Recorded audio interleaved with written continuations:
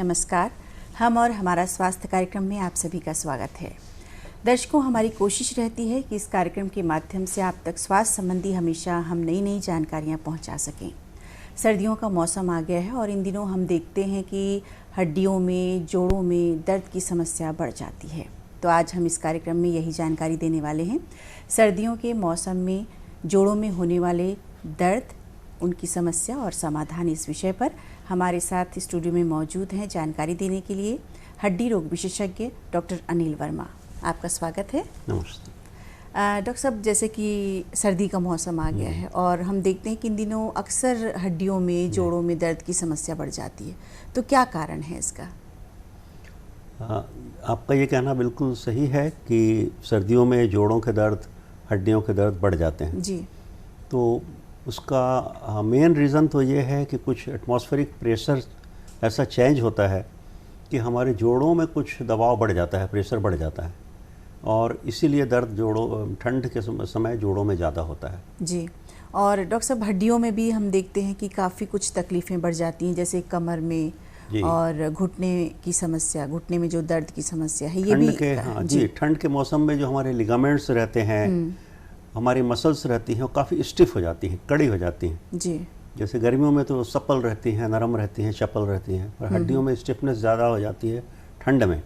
तो इसी कारण ठंड में जोड़ों का दर्द, हड्डियों का दर्द, कमर का दर्द, गर्दन का दर्द, घुटनों का दर्द इत्यादि सब बढ़ जाते हैं जी। डॉक्टर साहब, हम देखते हैं कि जैसे कि घुटनों में जो समस्या होती है, बहुत सारी समस्याएं होती हैं, जैसे पानी भर जाना या घुटनों में बहुत ज़्यादा दर्द होना, तो ये किन कारणों से ये होता है और क्या ठंड में ही ज़्यादा ये देखने को मिलती है? सामान्यतः जो घुटनों का दर्द होता है जी, वो ओल्ड एज में 50s, 60s, 70s में ज़्यादा होता है, क्योंकि काम करते करते घुटनों की वजह से हमारे बाल पकते हैं, दांत गिरते हैं जी, आँखों में चश्मा लगता है, मोतियाबिंद होता है। वैसे ही काम करते करते हमारे जोड़ भी थोड़े घस जाते हैं।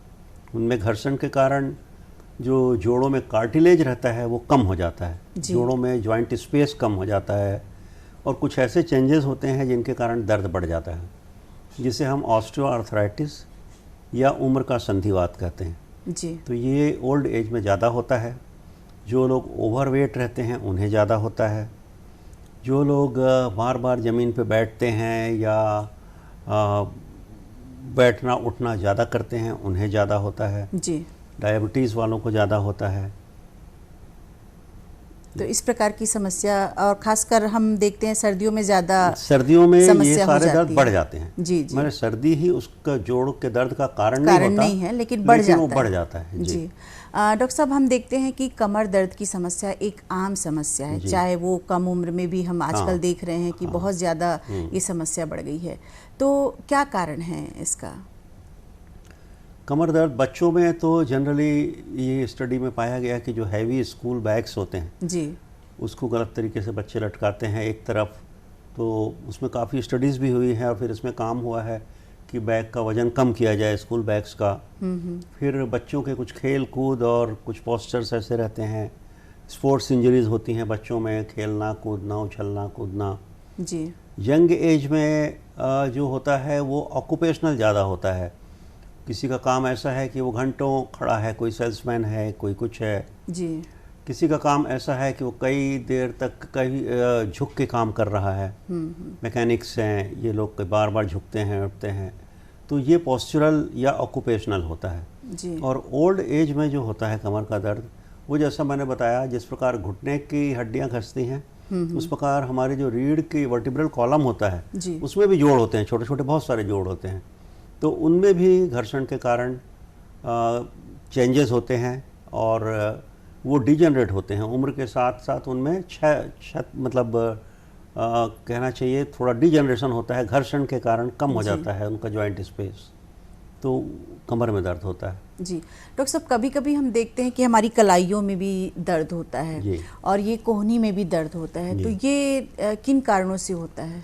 कलाइयों में जो हमारे दर्द होता है मैडम, वो बहुत जो कंप्यूटर पे काम करते हैं, कीबोर्ड्स पे काम करते हैं, कुछ मैकेनिक्स हैं, हाउसवाइफ्स हैं जो आटा गूंद रही हैं, कुछ कपड़े निचोड़ रही हैं, ये भी ऑक्यूपेशनल या वो ज़्यादा होता है पोस्चरल।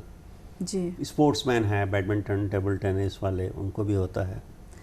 और इसी प्रकार एल्बो में भी, टेनिस एल्बो बोलते हैं, नाम ही होता है टेनिस एल्बो, गोल्फर्स एल्बो।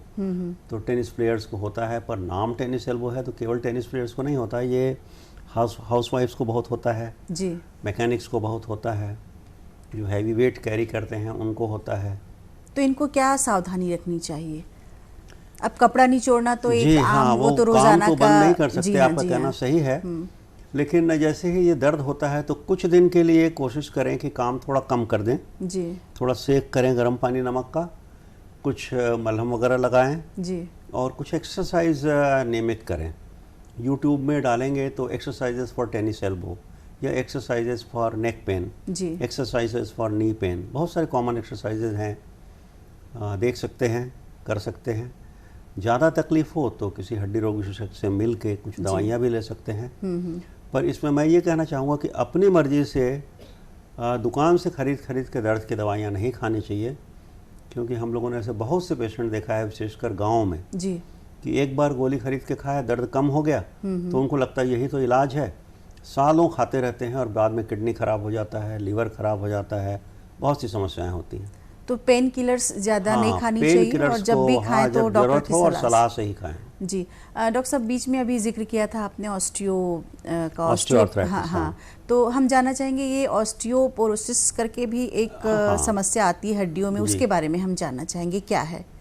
देखिए, ऑस्टियोआर्थराइटिस जो मैंने बताया वो तो जोड़ों में दर्द का कारण है, मतलब एज के साथ होना और जोड़ों में एक तरह का विकार होना जी। और ऑस्टियोपोरोसिस जो होता है वो हड्डियों की कमजोरी, जी, यानी हड्डियों का घनत्व या डेंसिटी जितनी होनी चाहिए, बोन को जितना सख्त होना चाहिए जी, वो फ्रेजाइल हो जाता है। तो ऑस्टियोपोरोसिस मतलब कि हड्डियां कमज़ोर हो जाती हैं। जो हड्डियां डेंस और सख्त होनी चाहिए वो जालीदार और नरम हो जाती हैं। क्यों होती हैं ये? इसमें भी एक तो उम्र बढ़ने के साथ साथ, देखिए हड्डियां एक जीवित टिश्यू हैं जी। हड्डियां कोई मृत वो नहीं है कि जो एक बार जैसी डेवलप हो गई वैसी रहेंगी जी। हड्डियों में आजीवन डीजनरेशन और रीजनरेशन चलता रहता है, मतलब हड्डियों का क्षरण और हड्डियों का बनना चालू रहता है। एक एज के बाद 25-30 के बाद डीजनरेशन बढ़ जाता है और जो बनना है हड्डियों का वो कम हो जाता है जी। तो उसको हमें सप्लीमेंट करना पड़ेगा, डीजनरेशन को हमें रोकना पड़ेगा। डीजनरेशन रोकने के लिए क्या होता है, कुछ तो दवाइयाँ होती हैं जी। और दूसरा हमें कुछ एक्टिव रहना चाहिए। जो लोग बेड रिडन रहते हैं या जिनकी एक्टिविटीज़ कम रहती है उनमें डीजनरेशन ज़्यादा होता है जी। और जो एक्टिव रहते हैं, वॉकिंग कर रहे हैं या स्पोर्ट्स कर रहे हैं, उनमें डीजनरेशन कम होता है। फिर हमें कुछ एक उम्र के बाद कुछ कैल्शियम और विटामिन डी इत्यादि लेना चाहिए। प्रोटीन उचित मात्रा में लेना चाहिए जी। ये सब हड्डियों को मजबूत बनाते हैं जी।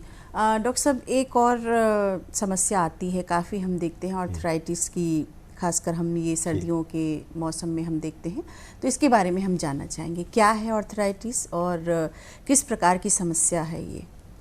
देखिए, आर्थराइटिस अभी जो मैंने बताया वो तो उम्र का संधिवात है, ऑस्टियोआर्थराइटिस। इसके अलावा कई प्रकार की आर्थराइटिस और होती हैं। जो सबसे कॉमन होता है वो रूमेटॉइड आर्थराइटिस या गठियावात होता है। इसमें जनरली बहुत सारे जोड़ों में ये होता है और ऑस्टियोआर्थराइटिस जैसे घुटनों में ज़्यादा होता है। तो ये जो गठियावात है जी। ये हाथ के जोड़ों में, उंगलियों में, कलाइयों में, कुहनी में, शोल्डर्स में, घुटने में भी होता है, पर ये साथ साथ हाथ के जोड़ों में भी होता है। तो ये एक तरह की ऑटो इम्यून डिसीज़ है जी। तो इसका इलाज लंबे समय चलता है और जिन्हें ये है उनको करीब करीब बहुत लंबे समय तक दवाइयाँ खानी पड़ती हैं डॉक्टर की सलाह से। तो डॉक्टर साहब, ये क्या अनुवांशिक है या? ये नहीं, ये अनुवांशिक नहीं है, ये एक ऑटो इम्यून डिसीज़ है। किसको हो जाए, कब हो जाए, ये कुछ बोला नहीं जा सकता जी। लेकिन जो अपना शरीर है वही अपने कुछ टिश्यूज़ के अगेंस्ट में रिएक्ट करने लगता है। ऐसी डिसीज़ को हम ऑटो इम्यून डिसीज़ बोलते हैं जी। ये अनुवांशिक नहीं होती हैं। तो इसमें किस प्रकार का हमें खान पान रखना चाहिए अपना, या किस प्रकार से अपनी देखभाल करनी चाहिए ताकि ये बढ़े ना? जी, हमें कैल्शियम, विटामिन डी इत्यादि लेना चाहिए जी। लेकिन कुछ खाने से ये रोग नहीं होगा या कम हो जाएगा ऐसा नहीं है जी। ये डिसीज़ हैं तो ये जिनको होना है वो होगा, यदि आप फिट हैं, एक्टिव हैं, तो कुछ कम होगा जी, और कुछ लोगों को ज़्यादा होता है। फिर डिसीज़ की सीवियरिटी बहुत सी चीज़ों पर डिपेंड करती हैं। जी जी। और साइटिका भी एक प्रकार का हड्डी से संबंधित और जोड़ों से संबंधित, इसके बारे में भी हम जानना चाहेंगे। साइटिका भी एक बहुत कॉमन सिम्टम या लक्षण है जी। तो कमर से दर्द उठता है जी। और किसी भी एक पैर में नीचे उतरता है, इसे हम सियाटिका बोलते हैं। जो सियाटिक एक नर्व होती है जो कमर से निकल के पैरों में जाती है, जी। तो उसी नर्व के डिस्ट्रीब्यूशन के अराउंड, मतलब अलोंग ये दर्द होता है, इसीलिए इसे सियाटिका बोला गया है। जी डॉक्टर साहब, साइटिका के बारे में हम आपसे और भी जानकारियाँ लेंगे। अभी देख लेते हैं संदेश। अरे बबलू, लॉकडाउन खुलते ही टहलने निकल पड़े।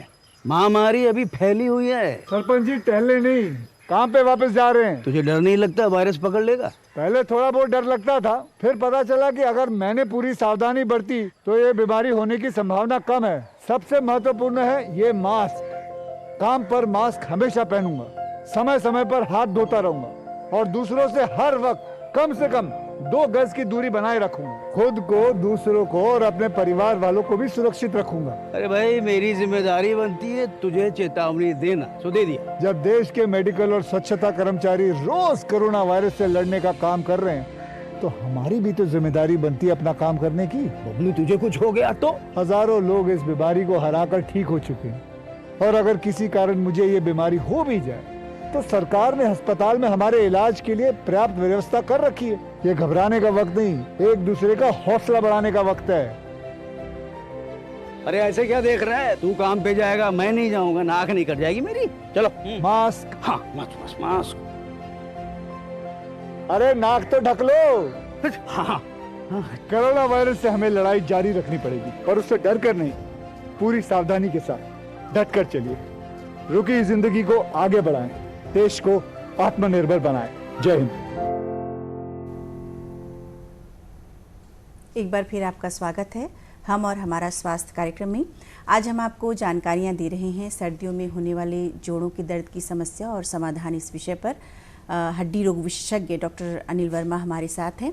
डॉक्टर साहब, हम इससे पहले संदेश के पहले हम जानकारी ले रहे थे आपसे साइटिका के बारे में, तो एक बार फिर हम जानना चाहेंगे साइटिका के बारे में। जैसा मैंने बताया, सियाटिका एक तरह का दर्द है जिसमें कमर से उठ के दर्द नीचे पाँव में जाता है। जी। कई लोगों में पाँव में बहुत ज़्यादा झुनझुनी उतरती है, कई लोगों में कमर का दर्द धीरे धीरे कम हो जाता है लेकिन पैरों में दर्द बहुत ज़्यादा उतरता है। जी। और हो सकता है पैर के अंगूठे में या उंगलियों में थोड़ी कमजोरी भी आ जाए। जी। और कई बार बहुत ज़्यादा हो ये तो पेशाब और लेट्रिन वगैरह उसमें भी असर कर सकता है ये। जी। तो डॉक्टर साहब, किन कारणों से ये रोग होता है? साइटिका किस कारण से देखा जाता है? हमारे रीढ़ की हड्डियों के बीच में, जैसे हड्डियां तो सख्त होती हैं जी, लेकिन एक शॉक एब्जॉर्बर होता है जिसे डिस्क बोलते हैं। तो ये जो डिस्क होता है ये कई बार अपनी जो रोज़ की एक्टिविटीज़ होती हैं जी, उसके कारण ये डिस्क थोड़ा सा अपनी जगह से निकल के और इसके पास में ही जो नर्व्स हैं वो जाती रहती हैं, उनको दबाता है, उनको इरिटेट करता है जी। तो इसे हम डिस्क प्रोलैप्स बोलते हैं। ये एक बहुत बड़ा कारण है सियाटिका का। जी। लेकिन इसके अलावा भी ज़रूरी नहीं कि केवल डिस्क प्रोलैप्स के कारण हो। पीछे हमारी जो रीढ़ की हड्डियां हैं उनमें छोटे छोटे जॉइंट्स होते हैं जिन्हें फैसेट जॉइंट्स बोलते हैं जी, उनका इन्फ्लेमेशन हो जाता है।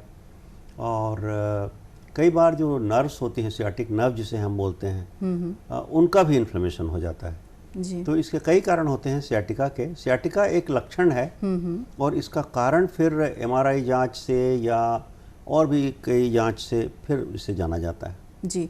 तो डॉक्टर साहब, स्लिप डिस्क और साइटिका ये दोनों अलग अलग हैं? स्लिप डिस्क कारण है जी, जिसके कारण सियाटिका एक लक्षण है उत्पन्न हुआ। स्लिप डिस्क के कारण जो दर्द हुआ उसे हम सियाटिका दर्द बोल सकते हैं। जी।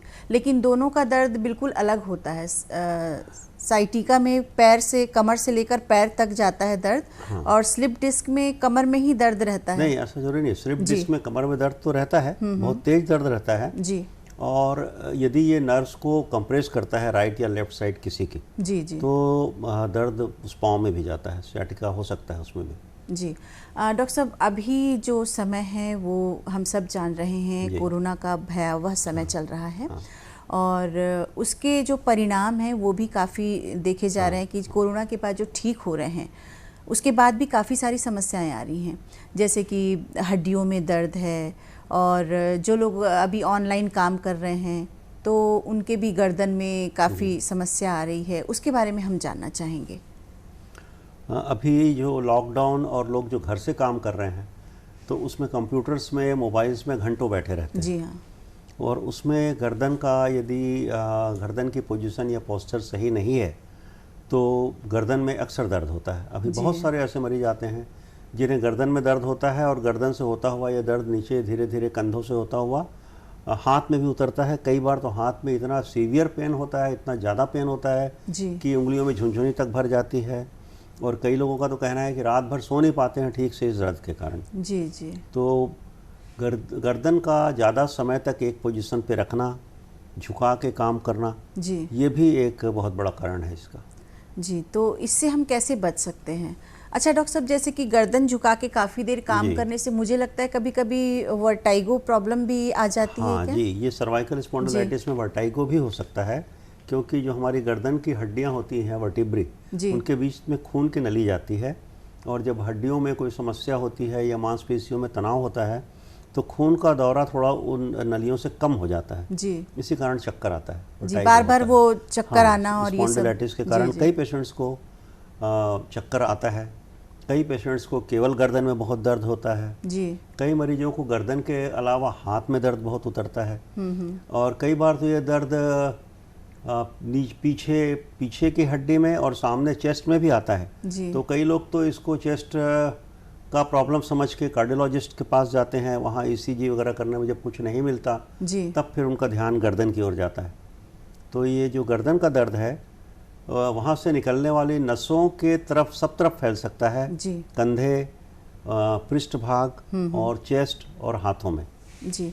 तो डॉक्टर साहब, इससे हम कैसे बचें? अभी खासकर हम देख रहे हैं ऑनलाइन क्लासेस बिल्कुल बढ़ गई हैं, बच्चे ऑनलाइन क्लासेस ले रहे हैं, टीचर्स जो हैं वो दे रहे हैं उनको क्लास, और खासकर जो कंप्यूटर पे जो घर पे काम कर रहे हैं, तो ये भी ज़रूरी ही है। ज़रूरी है। तो हम कैसे सावधानी रखें? काम बंद तो नहीं कर जी, सकते जी। लेकिन हम अपने पोस्चर को सुधार सकते हैं जी। एकदम कंटिन्यूस गर्दन स्टिफ करके ना बैठें, थोड़ा थोड़ा मूवमेंट करते रहें गर्दन में जी। और बहुत अच्छा होगा कि कुछ हम गर्दन का सेक करके गर्म पानी नमक से एक रेगुलर नेक एक्सरसाइजेस करते रहें जी।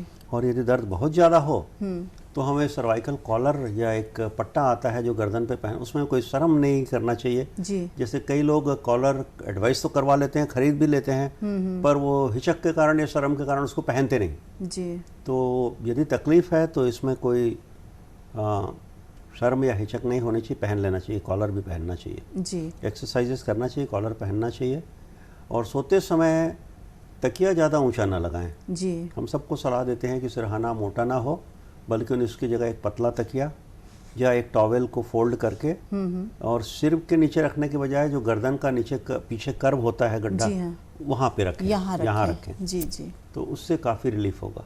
और जैसे टेबल पर अगर कंप्यूटर या लैपटॉप है तो उसको हाइट एडजस्ट करें अपने उससे कि आपको गर्दन झुकाना ना पड़े ज़्यादा और ज़्यादा ऊंचा मतलब ऊंचा भी ना करना पड़े, एक कंफर्टेबल हाइट पे रहे आपका वो जी। अच्छा डॉक्टर साहब, कई बार हमने देखा है कई लोग बहुत ज़्यादा तकिया ऊंचा भी लेते हैं जी। तो इसके कारण भी क्या ये समस्या आती है? होती है ये समस्या।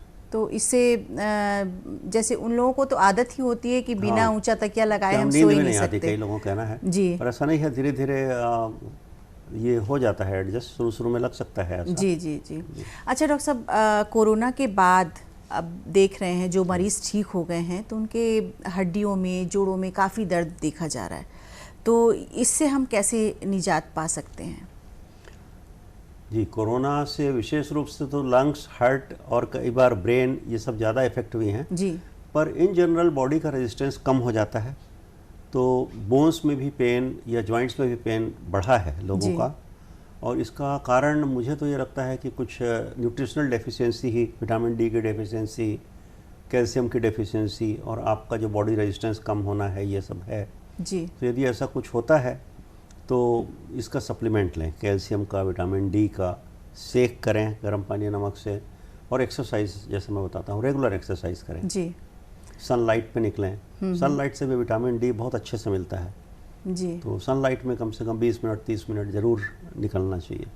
अच्छा डॉक्टर साहब, ये जो खान पान है, हम जो चीज़ें हमारे पास हैं उनमें से हम कैसे कैल्शियम और विटामिन डी ले सकते हैं, जो हम रोज़ाना की चीज़ें खाते हैं, हमारे दर्शकों के लिए हम जानना चाहेंगे। सबसे पहले तो मैं ये एडवाइस करूँगा स्पेशली यंग जनरेशन को कि जो जंक फूड है, पिज़्ज़ा बर्गर और फ्राइड चीज़ें, उनको अवॉइड करें क्योंकि उनमें कोई न्यूट्रिशन होता नहीं, केवल टेस्ट ही होता है।